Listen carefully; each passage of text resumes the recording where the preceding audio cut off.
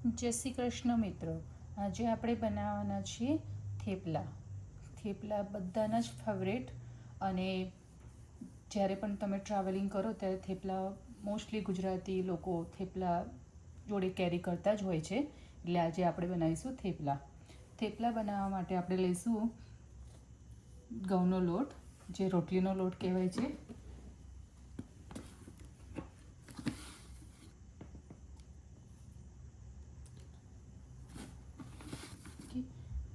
મેં રોટલીનો લોટ લીધો છે.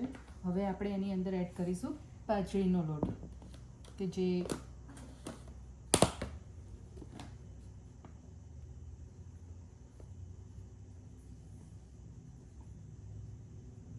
આપણા થેપલા સોફ્ટ બનાવે છે. જેટલા પ્રમાણમાં આપણે રોટલીનો લોટ લીધો છે એટલા જ પ્રમાણમાં આપણે બાજરીનો લોટ લેવાના છીએ. હવે આપણે એની અંદર નાખીશું લીલી મેથી. મેં મેથી ધોઈ અને મેં બેગમાં ભરી રાખી છે. એ આજે આપણે મેથીનો ઉપયોગ કરવાના છીએ. તમે જોઈ રહ્યા છો કે મેથી ધોઈને મેં બેગમાં ભરી રાખી હતી. આજે એ જ મેથી મેં આજે થેપલા બનાવવા માટે યુઝ કરી છે. હવે આપણે એની અંદર લઈશું 1 ચમચી જેટલી હળદર. હવે આપણે એમાં થોડું સૂકું મરચું નાખીશું, જે લાલ મરચું કહેવાય છે.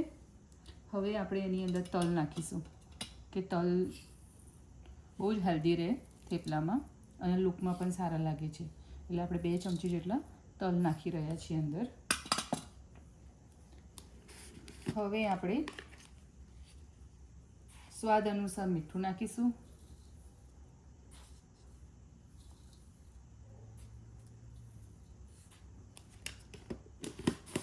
હવે આપણે તેલ અંદર એડ કરીશું.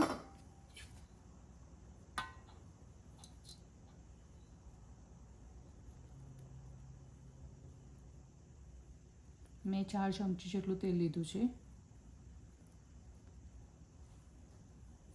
કે જેથી આપણા થેપલા લોંગ લાસ્ટિંગ રહે.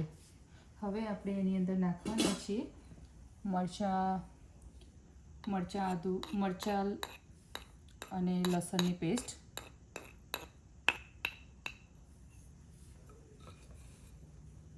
જે મેં બનાવી રાખી છે. તમે જોઈ રહ્યા છો કે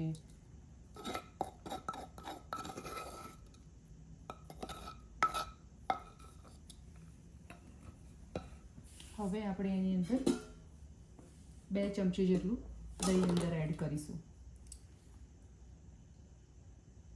જેથી આપણા થેપલા ખટમીઠા બને.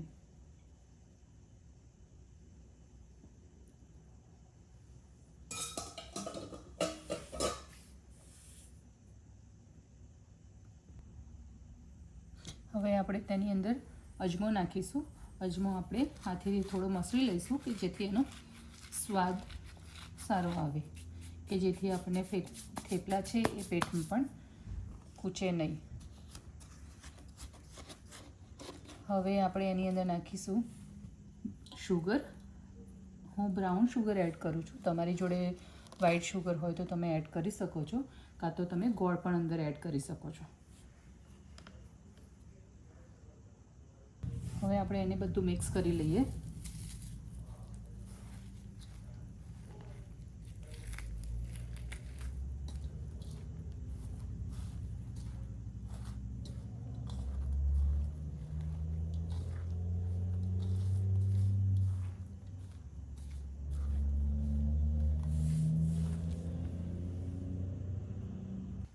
હવે બધું મિક્સ થઈ ગયું છે. હવે આપણે એની અંદર પાણી એડ કરીશું. પાણી થોડું થોડું જ એડ કરતા જઈશું અને અંદર મિક્સ કરતા જઈશું.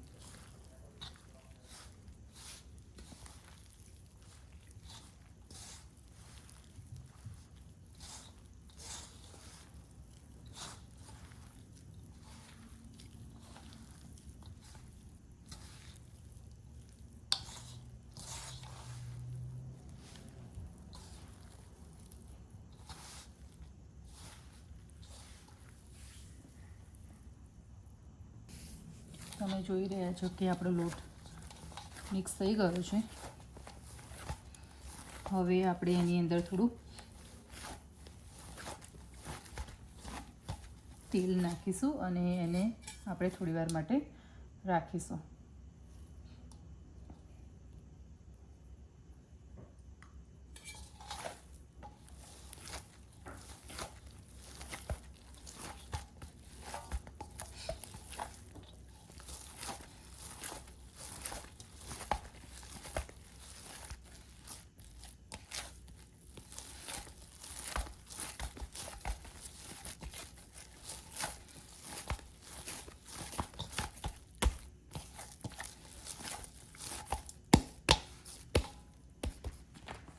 જોઈ રહ્યા છો કે કેટલો મસ્ત થઈ ગયો છે. હવે એને આપણે અડધો કલાક માટે રાખીશું અને પછી થેપલા બનાવીશું.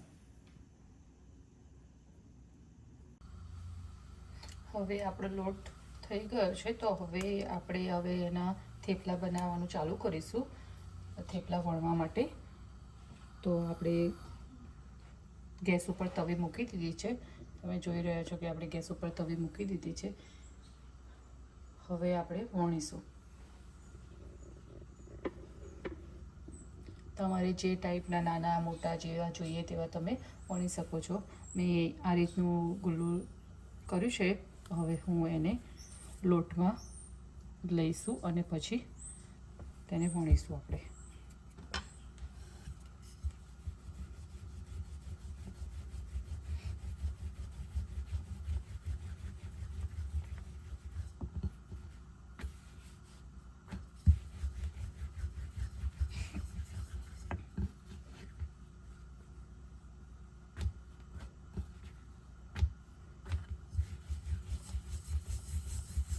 આવી જ રીતે બધા જ થેપલા આપણે વણતા જઈશું અને એક બાજુ ચડવીશું.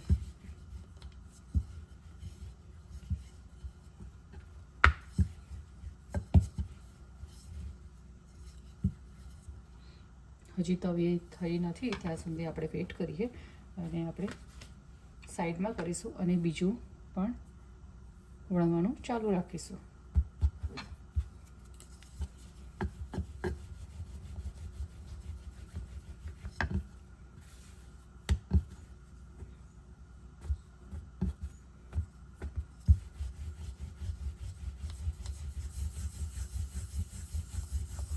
તમે જોઈ રહ્યા છો કે આપણે થોડી વાર માટે લોટને મૂકી રાખ્યો હતો. એના પછી આપણે વણવાનું ચાલુ કર્યું તો કેટલું મસ્ત રીતે સોફ્ટલી વણાય છે અને કેટલા પતલા પણ થઈ શકે છે.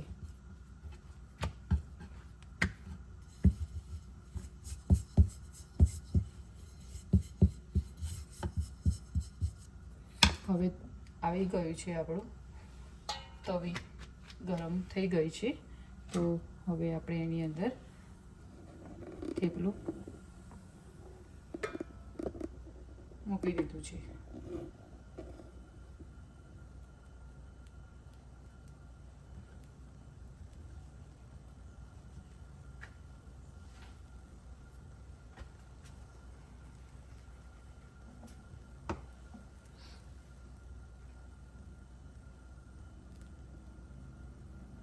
તમે જોઈ રહ્યા છો થોડા બબલ થવા માંડ્યા છે. હવે આપણે એને ફેવરી દઈશું.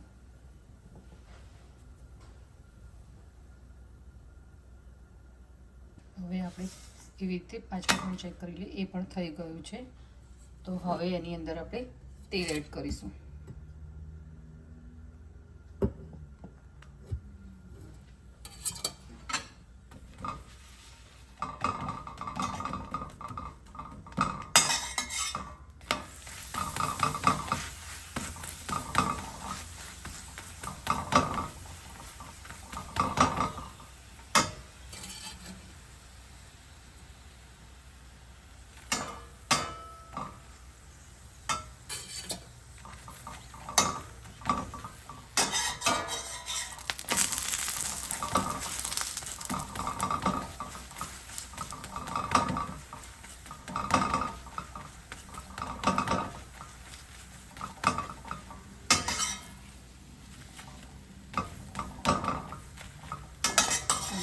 રહ્યા છો કે કેટલું મસ્ત થેપલું ચડી ગયું છે.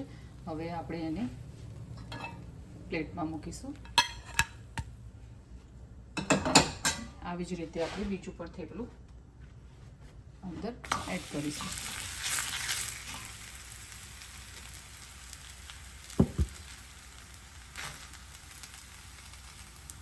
હવે રીતે બીજું જ પણ થેપલું આવી રીતે બબલ થવા માંડે એટલે આપણે પાછું એને ઊંધું કરી દઈશું. અને હવે વેઇટ કરીએ કે પાછળનું થોડું ચડી જાય, એના પછી આપણે અંદર તેલ નાખીશું.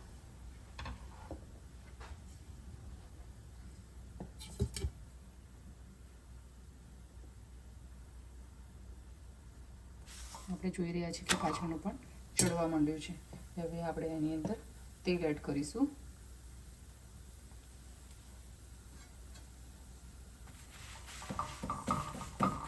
હવે એને આપણે ઊંધું કરી દઈશું.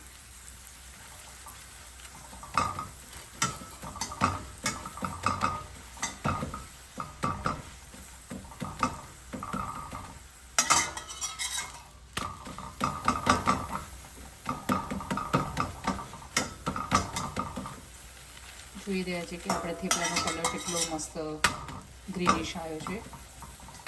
જેટલી મેથી વધારે નાખશો એટલો થેપલાનો કલર પણ સારો આવશે અને ખાવામાં પણ એટલી જ ટેસ્ટી લાગશે.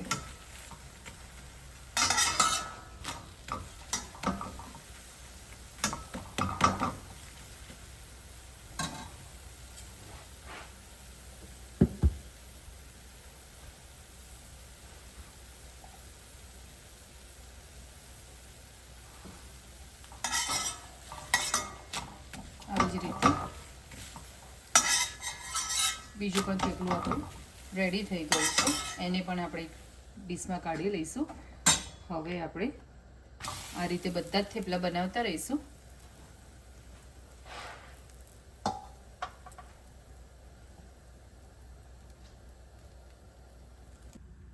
તમે જોઈ શકો છો કે કેટલું સોફ્ટ થેપલું લાગે છે અને તોડશો તો એટલું સોફ્ટલી તૂટી પણ શકે છે. આવી જ રીતે આપણે બધા જ થેપલા બનાવીશું અને જ્યારે પણ બહાર જઈએ ત્યારે આપણે આ થેપલા લઈ જઈ શકીએ છીએ.